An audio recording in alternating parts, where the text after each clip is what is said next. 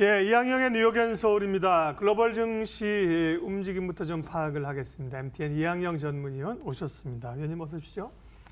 딱히 주가가 오를 만한 요인이 많아 보이지는 않았는데 주가는 올랐습니다. 뭐 사실은 주가는 이유 때문에 오르고 내리기도 하지만 오르고 내린 거를 이유를 갖다가 쓰는 경우도 많으니까요. 네네. 예, 뉴욕 증시 오른 이유는 어떤 겁니까? 네, 그 맞습니다. 그 정확한 이유를 찾기는 네. 쉽지 않지만 또 이런 때마다 올라가고 내려가는 이유를 얘기하는 사람이 또 전략가가 되겠고요. 코멘트하는 사람이 될 것 같습니다. 오늘 그런 사람들 입장에서 굳이 찾은 이유는 한 두 가지 되겠는데요. 첫 번째는 유가가 좀 반등했다는 것입니다. 아시다시피 올해 유가가 재미없었고요. 계속 내려가는 모습. 그러다 보니 에너지 섹터가 미국의 11개 섹터 중에 가장 많이 내린 섹터가 바로 에너지 섹터인데요. 바로 그 유가가 오늘 모처럼 좀 반등했습니다. 다른 이유도 아니고 미국에서 원유 재고가 주간 단위, 2주 단위, 월간 단위 발표되는데요.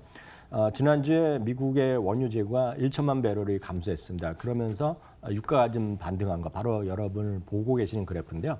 그래서 유가가 지금 소폭 올라갔습니다. 그러면서 한 1.8% 정확히 올라갔는데요. 그러면서 에너지 관련 주식들을 끌어올렸고요. 에너지 관련 주식이 올라가면 같이 손잡고 올라가는 것이 바로 소재주입니다. 그래서 소재 섹터 이런 것들이 같이 좀 올라가면서 미국의 3대 지수가 나스닥은 0.4% 그리고 에너지나 원유 이런 것들이 약간 오래된 기업, 구식이기 때문에 그리고 다우의 성격이 강하거든요. 다우 지수가 오늘 상대적으로 1% 올라갔기 때문에 3대 지수 중에서는 다우지수가 가장 많이 올라갔습니다.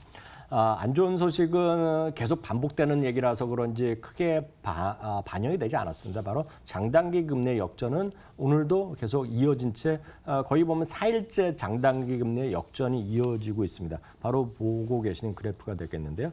아래 두 개가 2년짜리와 10년짜리가 되겠고요. 위에 두 개가 위에서부터 급속하게 내려가는 것이 이제 바로 30년물이 사상 최저가고 있다는 거. 그리고 그 다음 것이 이제 3개월짜리입니다. 그래서 3개월짜리가 30년물보다 비싸고 30년물이 꾸준히 내려오고 있다는 것입니다. 그래서 이 장단기 금리 역전 현상은 분명히 좋지 않은 건 팩트다라고 보셔야 되겠습니다. 다만 그 금리 역전이 바로 리세션을 가져오느냐 아니냐에 대한 논란이 있을 뿐이고 언제 오겠느냐 이런 시각의 차이가 있을 뿐인데요. 장단기 금리 역전에 대해서 오늘 MRB 파트너스에서 이런 얘기를 하고 있습니다. 리세션에 때문에 뭐가 안 된다는 것은 너무 과도한 우려를 하는 것이라는 얘기하고 있고요. 무조건적으로 리세션을 가져오는 것은 아니다. 그리고 향후 1년 내에 리세션이 올 확률은 20% 미만이라고 얘기하고 있는 반면에요. 노스만 트레이드의 헬리치라는 투자 전략가는 완전히 지금 다른 얘기를 하고 있습니다. 올해 주시장이 이나마 지금 버티고 있는 것은 금리 인하에 대한 기대감이 있고 또 하나가 무역전쟁의 해소에 대한 기대감이 있었는데 아시다시피 무역전쟁에 대한 것이 끝날 것에 대한 기대감 많이 없어졌죠. 그리고 이제 내년 대통령 선거, 미국의 대통령 선거 돼야지 해결될 거란 주장이 자꾸 설득력이 강해지고 있거든요. 그리고 중국 측 언론은 지금 완전히 무역전쟁의 합의는 물 건너가는 분위기가 지금 중국 측 일반적인 시각으로 저는 읽고 있는데요. 그러다 보니 그 금리 인하는 뭐 당연한 거가 됐고 그러다 보니 지금 연준이 여기서 아차 잘못하면 지금 지수가 2100까지도 떨어질 수 있다. S&P 500. S&P 500이 지금 2800, 2900 이 정도거든요. 그 2100까지 떨어진다는 것은 그나마 제일 안 좋게 보는 모건 스탠리가 2750 그리고 최악의 경우 2400보다 더 안 좋은 건데요.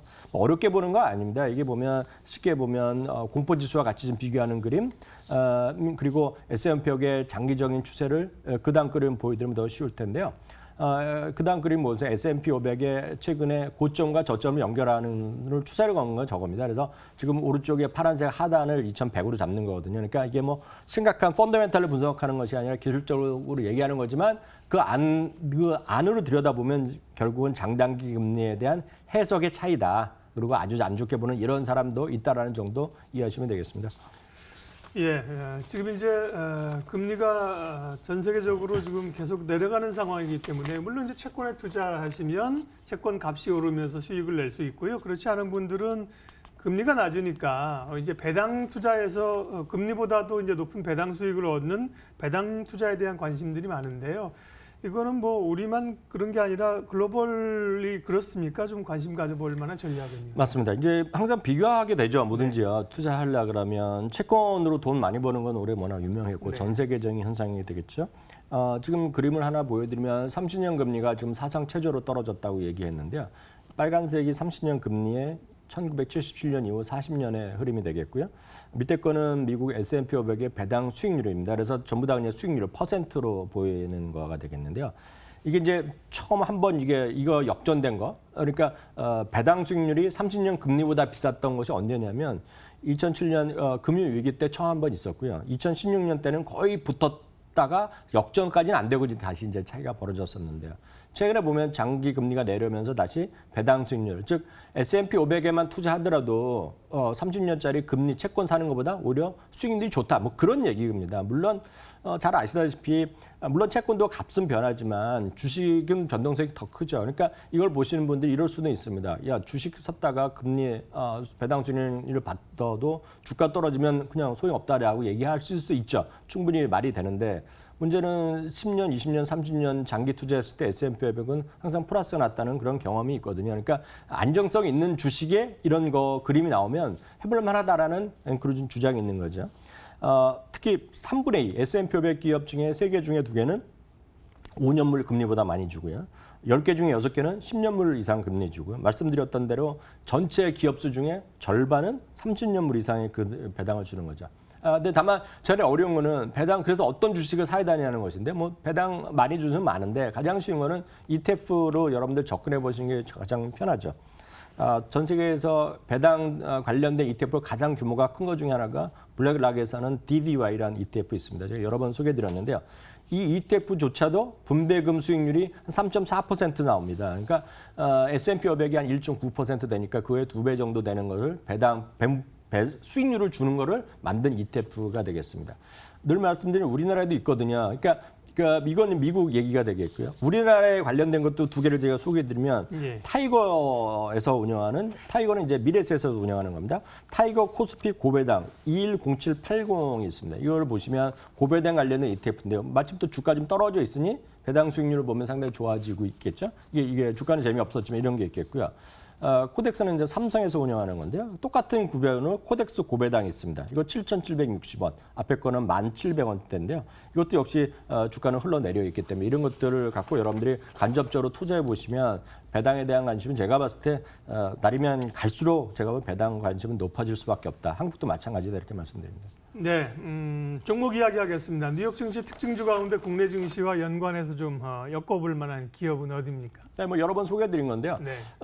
올 한해 미국에서 가장 섹터가 좋은 거는 역시 그 기술주가 제일 많이 올라갔고요. 그 다음에 이제 부동산이고, 그 다음에 또 상대적으로 강했던 것이 필수 소비재입니다. 필수 소비재 하면 대표적인 것이 여러분들 잘 아시는 프록터 기업을 제가 다시 한번 소개해드리겠는데요. 그림을 보시면 여기 보시면 각종 세제라든가요, 각종 무슨 샴푸뿐만 아니라 여러분들 쓰는 면도기 이런 거 수많은 것들을 P&G에서 하고 있고 여러분들 집에서도 분명히 여기 한두 개 정도 쓰는 제품이 있을 건데요. 배당 수익률 2.45% 정도 나오고 있고요.